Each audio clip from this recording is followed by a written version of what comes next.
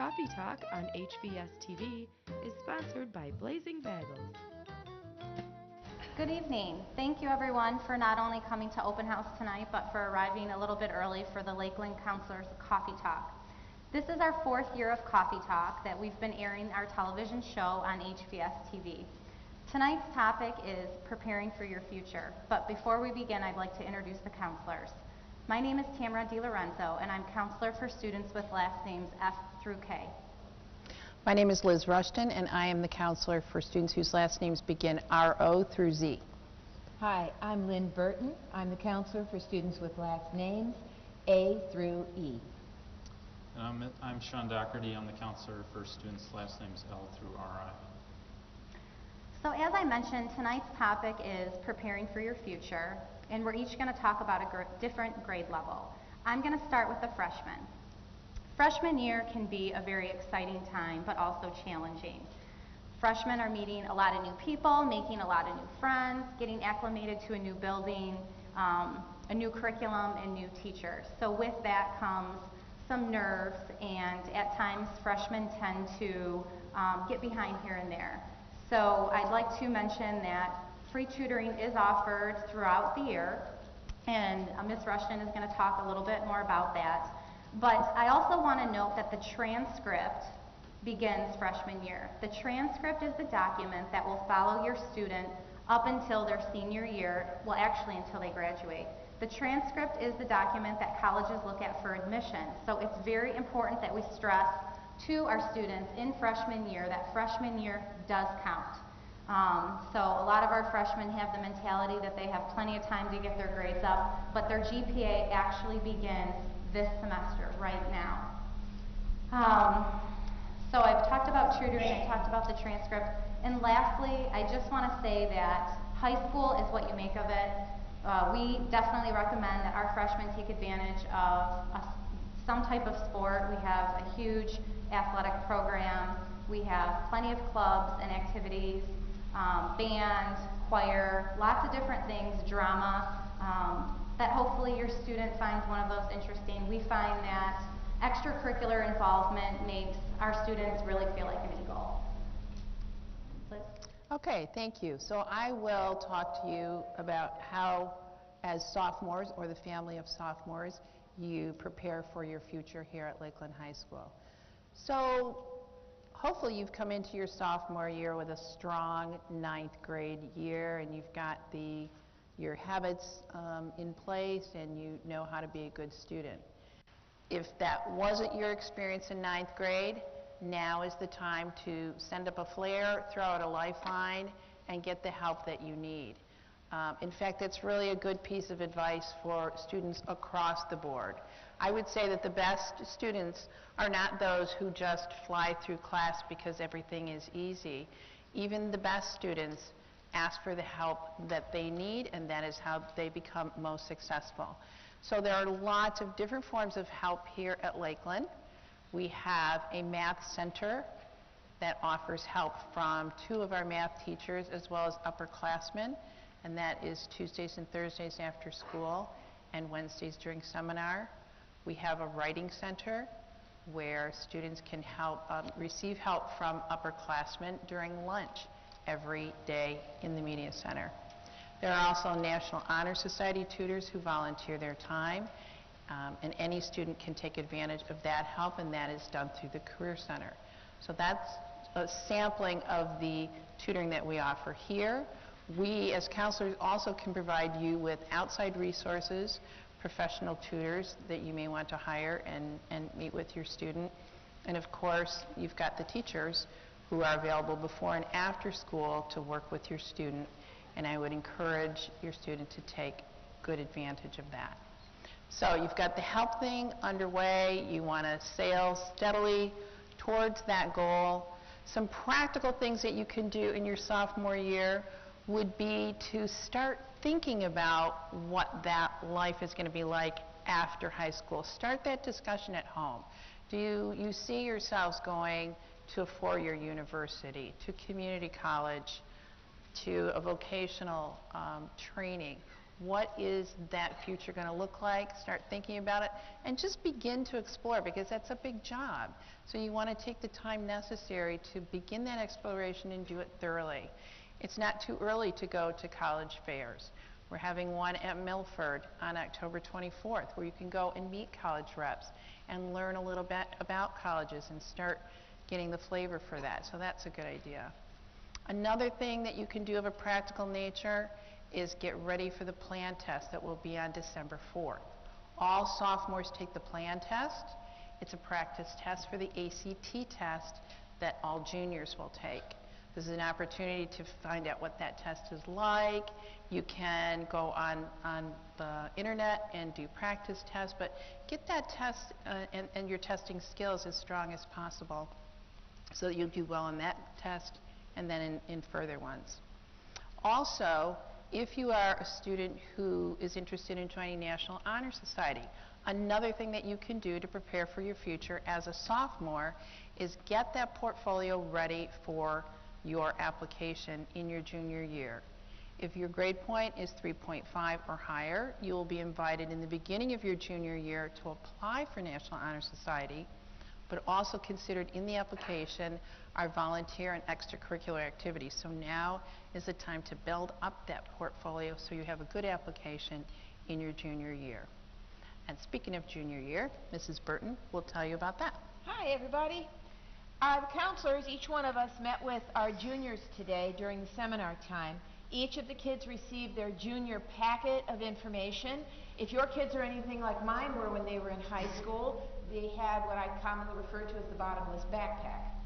So we do make a point within a couple of days of doing the junior presentation that it is put onto our website so parents can find it, or you can access it anytime that paper isn't available. You'll notice on the page that's in the back of the auditorium that there is the link to the counseling website along with a lot of other information for you.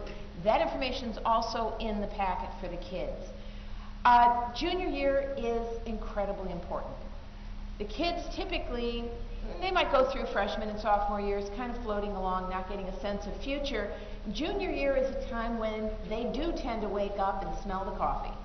They realize that they're being very close to being adults. They realize their grades do count, and they start thinking about, oh my gosh, how do I make this the best I can make it? And that's huge, because this is the year that the universities will also look at most strongly in terms of their college admissions. If a student had a rough start, but they've got an upward grade point, moving grade point average, colleges look at that with great positive attitude. They see that the students learn from their mistakes. They see that they're doing well. That makes the student more appealing to colleges.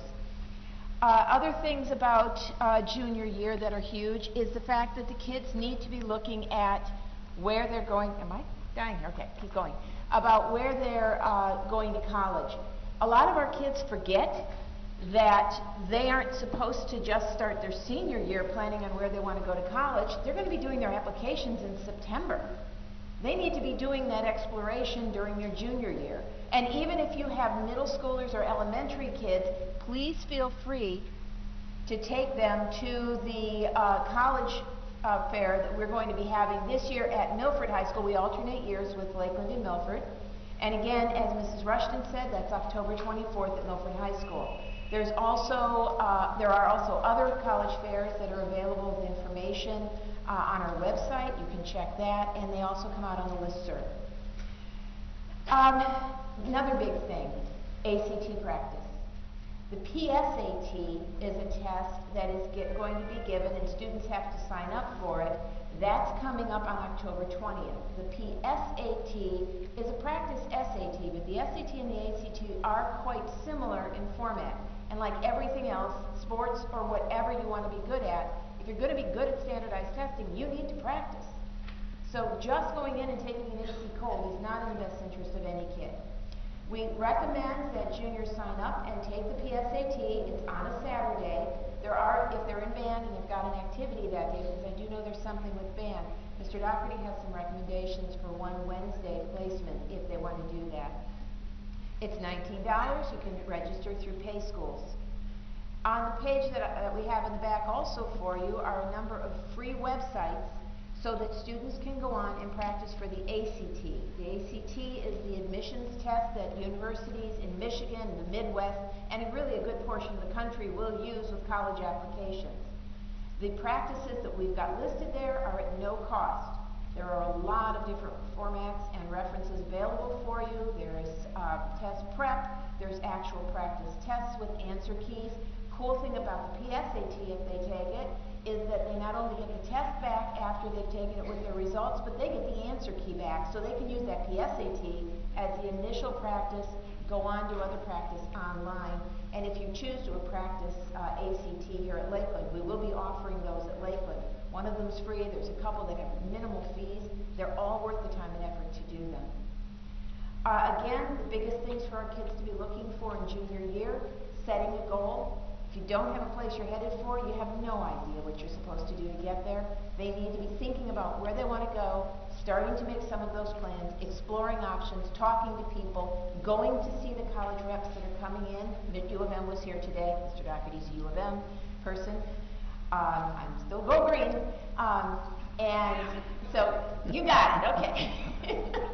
And talk to the reps, ask questions, talk to us if they want to have further information or contact with reps, and we can help set them up for that. Mr. Doherty is now going to talk about seniors, senior year, and the activities and planning year. So I get the privilege of talking about senior year, the closing of high school, so we kind of built up to it, starting with freshman year where you're really just trying to find your way in high school and starting to explore your interests. Sophomore year, expanding on those interests, getting to know what it is that you think you're interested in. Junior year, like Mrs. Burton described, really proving yourself in your grades and the courses you take to those colleges that you're going to be applying to when you get to senior year. So I'm going to talk about senior year for a couple of minutes. Coming into senior year, you should have a pretty good idea of what you want your options to be for next year, and so after high school. So you may not know exactly what you want to do, but you should have a pretty good idea of if you're applying to colleges, where you're going to be applying, or what options you want to be, following through on and exploring. Seniors should also already be registered with Parchment. That is our software program that we use to send their transcripts, so it has all their grades on it that they send to colleges. They should already be registered on there. If not, they need to get on there as soon as possible. If they have any issues with Parchment, they can always see our secretary in the counseling office, Mrs. Flores. She will help them out getting registered for that. So those are some of the things they should have maybe already done. Right now, what most of our seniors are doing is they're completing their college applications. So they're going onto the college websites, filling out all that information. They may be going to teachers to request letters of recommendation if a college or a scholarship is looking for that sort of thing. They may be coming to their counselor to ask for a letter of recommendation. And then once you've applied for the college, so once you've submitted the application and that's in, that's when the students go back onto that Parchment website that I mentioned, and they go and send their transcript electronically to the different schools they apply to. So that's kind of the process we're going through with the students right now. We did just meet with the seniors during seminar last week, so today it was juniors, last week it was seniors. They received a senior packet with a bunch of resources in it, information on sending their transcripts, so it has the Parchment information on it. It has information on college visits, what's coming up, different career and college options that are available to our students, and other resources that we find useful for our seniors every year. Still sticking with the college applications, we do have a couple recommendations that we highlighted with our seniors last week. One is have your college applications done by, we usually say Halloween. That's a pretty good time to have all of them done because you get in with most of the early applications that are in there. You'll likely get an earlier decision back from the colleges. If you wait longer, you kind of get lumped in with everyone else who's applying late, and your decision is going to come much later in the school year. We also recommend that students pursue a number of different options. So if they're looking at different colleges to apply to, apply to 3 or 4 different institutions. And when you get your acceptance letters back, just because you're accepted to a college does not mean that you have to attend there. You have time to decide what institution you want to attend, and you don't have to make that decision and send in your deposit until later in the senior year. One of the other things that kind of goes along with that is don't limit where you're going to be applying to just based on what they advertise the cost as being or the tuition being. Some students think, oh, I can't go to a private university because the cost is too much. It's, at first glance, the tuition looks like it's 2 or 3 times that of a public university sometimes. But what a lot of students and parents don't realize is sometimes those schools that cost a little more, they offer more in terms of scholarship, or they have a specific program to help you offset that initial tuition cost that looks a little bit higher than other schools. So oftentimes it may be more affordable than you think. So don't limit where you're going to apply just based on cost, because again, if you get accepted to that high-priced university, that doesn't mean you have to attend there, but you'll know that's an option later on.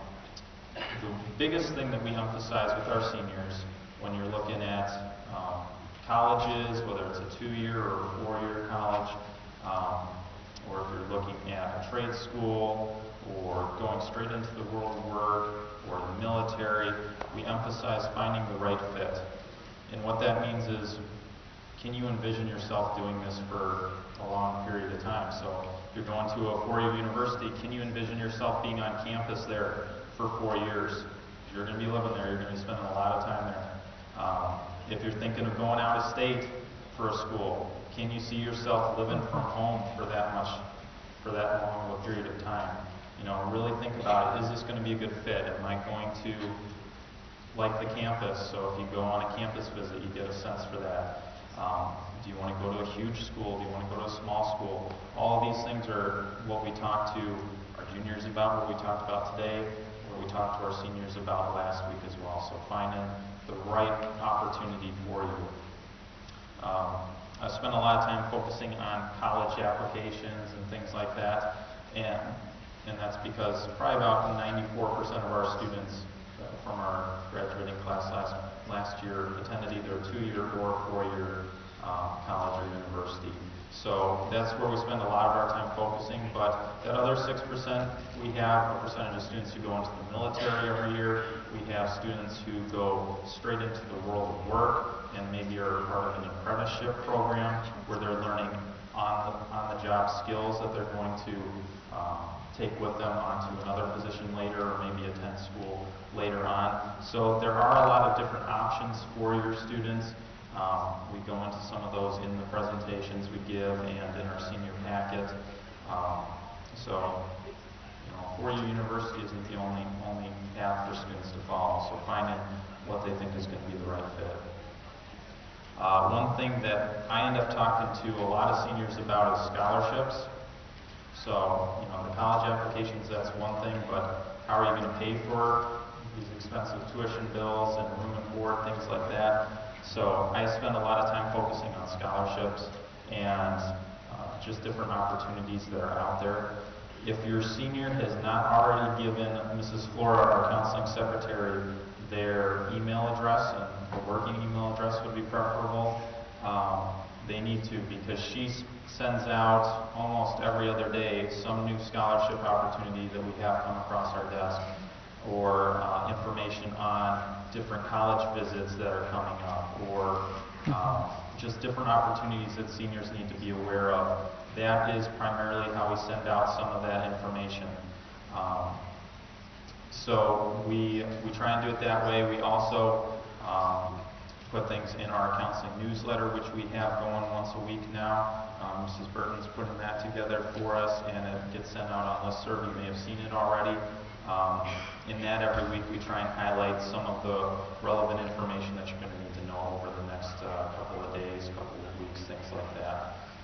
So scholarships, if you ever have any questions or your student has questions about scholarships, we put a lot of that information on our website, but I generally handle that for our counseling department. So if you have any questions on it, please feel free to contact me about the scholarships. that's most of what I have for the seniors for today. In closing, what I'd like to say is any of the information that we give to your students or that we put out on the listserv or we go into classrooms to present or we share with teachers or anyone that comes in the building, generally we try and put that stuff on our website. So if you haven't ever been on our website before, I'd encourage you to go there. It's just lakelandhs.com, and then you click on the counseling tab, and we have pretty much anything you want to know about high school on there. Thank you to Blazin' Bagels for providing coffee and bagels for tonight's live audience.